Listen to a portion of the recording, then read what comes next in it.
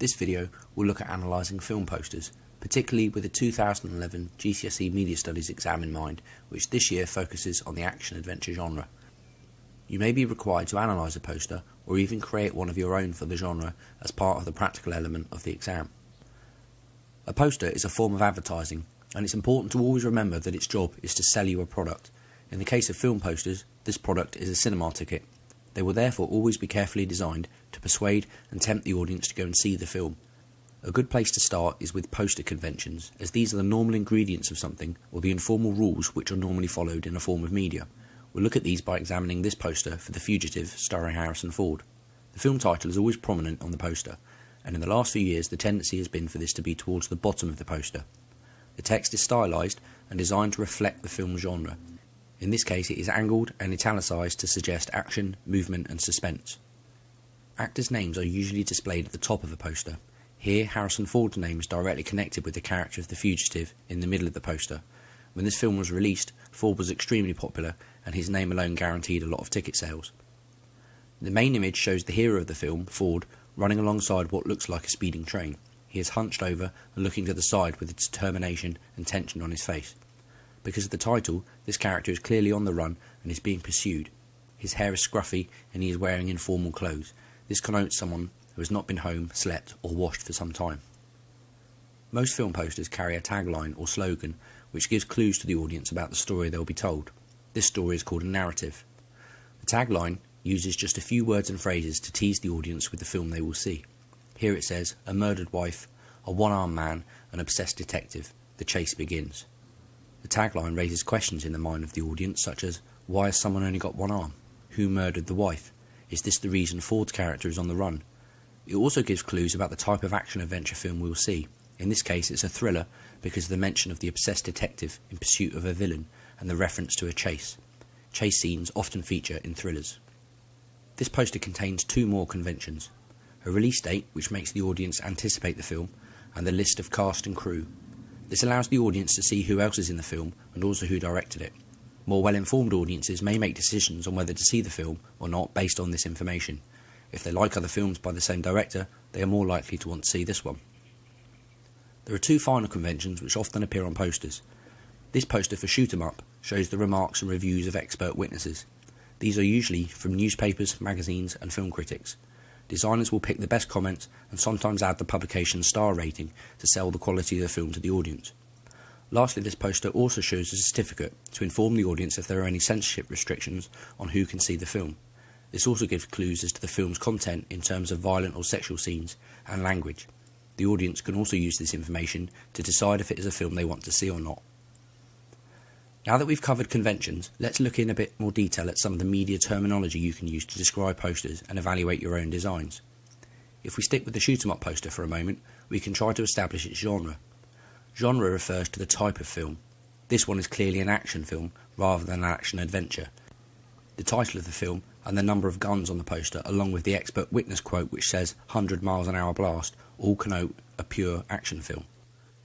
The next two terms are audience and demographic. The poster is a type of media text, and we all read media text when we look at them, making us the audience. So audience refers to anyone looking at the poster, making them a potential customer. Demographic means the section of this audience which the film is specifically aimed at. It is a cross-section of society and may be split up by gender, age range, hobbies or interests, nationality, sexuality and any other number of variables.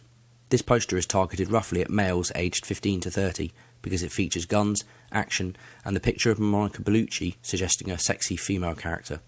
This group of people is most likely to want to watch this sort of film. Connotation is one of the most important terms in media studies and refers to what words, images and colours suggest or make the audience think about. Its sister term is denotation, and this refers to meaning at a much more basic level. This poster of National Treasure denotes a pyramid shape near the title of the film. However, the connotation of this is exotic locations, ancient artefacts and treasure, because this is what the audience thinks about when we see a pyramid. Two more useful terms when we talk about characters in films are protagonist and antagonist. Typically, a protagonist is the hero or the good guy, and the film will focus on the protagonist during the story, like Robin Hood for example. The story will probably be told from their point of view. The antagonist is usually a villain or a bad guy, but actually refers to any character who gets in the way of the protagonist achieving their goals, like Arnie's Terminator character from the first film in that series.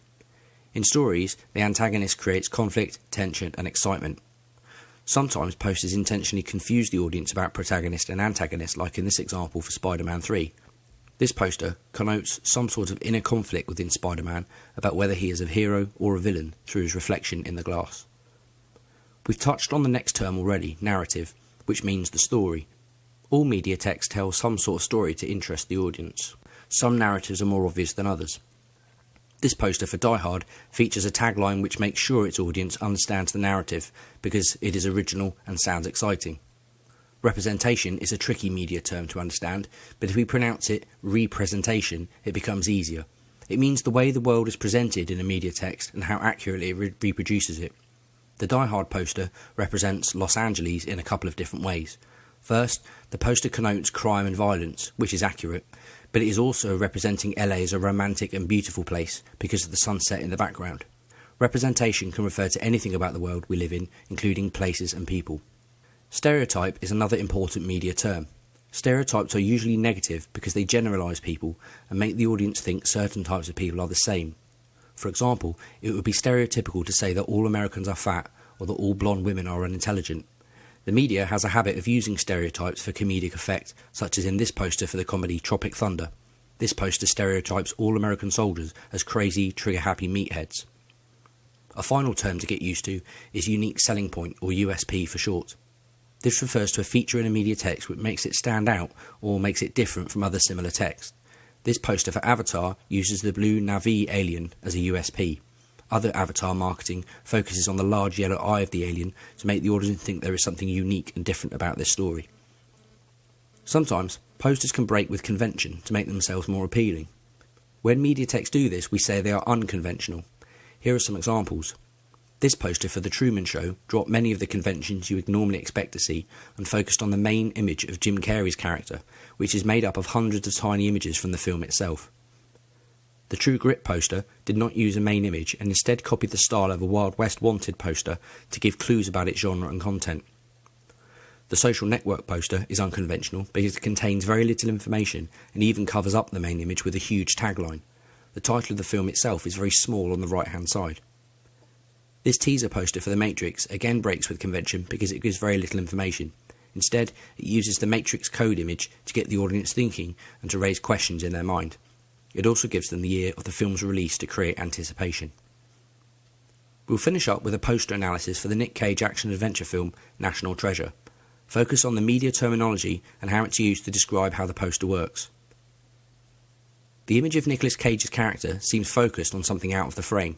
His body language makes him seem like he is searching or exploring. He is a modern-day adventurer due to his clothing and watch. Cage's name will draw in the audience because he is popular. The sepia tones of the poster remind the audience of Indiana Jones posters. Perhaps we can expect a similar kind of story. He is shrouded in shadow, which connotes mystery, and the light behind him suggests a discovery or revelation. The audience wants to know what he is carrying. The skulls and fire connote danger and an adventurous location. The title of the film, written in beveled stone, connotes age and history. The word treasure in the title gives us clues about what he is searching for. What kind of treasure is it? National Treasure links to the background image which Americans in particular may recognise as the Declaration of Independence from the year 1776, which is written in Roman numerals at the bottom of the pyramid. This mysterious symbol can be found on American banknotes along with the Eye of the Illuminati. All of these refer to a historical code, which is also mentioned in the tagline. The tagline suggests a stereotypical hero scenario where he must accomplish something dangerous and possibly illegal. He will find himself in threatening situations which give the audience suspense and action. A code must be broken. This connotes puzzles to solve and mysteries to crack. The producer's track record of Pirates of the Caribbean is displayed at the top. The audience will associate the theme of pirates with this film: adventure, action, mystery, exploration, history. The mention of pirates, a huge box office hit, adds incentive for the audience to see this film as well. The poster also follows conventions by displaying the cast and crew and the release date of the film. The film is aimed at a predominantly male demographic of teenagers and young adults. That concludes this commentary on film posters. As usual, thanks very much for tuning in. Please check our channel for more videos on English and media studies. Bye for now.